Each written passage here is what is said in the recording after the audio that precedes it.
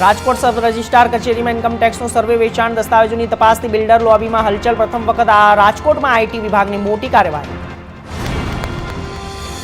વેરાવળના ખારવાડા વિસ્તારમાં એલસીબી પોલીસની red. 208,084 English દારૂની બોટલો ઝડપી. 365 બિયરોની ટી અને હીરાબેન કુવાડા નામની મહિલાઓની મકાનમાં એલસીબી પોલીસે કરી રેડ.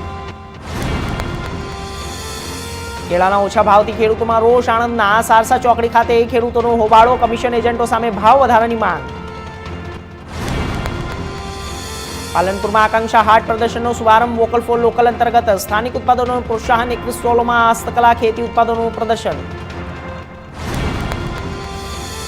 બરોડા જિલ્લામાં કક્ષાની બાસ્કેટબોલ પ્રતિયોગિતા થશે. સમાપોર્ટ્સ કોમ્પ્લેક્સ ખાતે યોજાશે સ્પર્ધા. પ્રેસ કોન્ફરન્સમાં આયોજનની વિગતો જાહેર.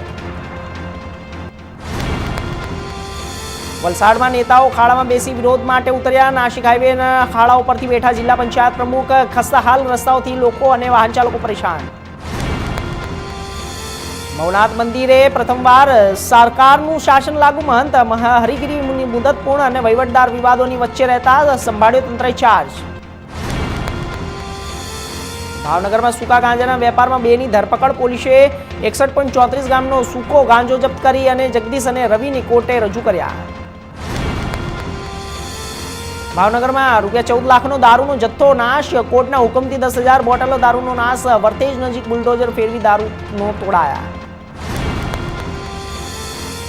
જૂનાગઢમાં કડિયાવાડ વિસ્તારમાં કૂટણખાણું ઝડપાયું. મહિલા સંચાલિકા સાથે 5 જણાની ધરપકડ.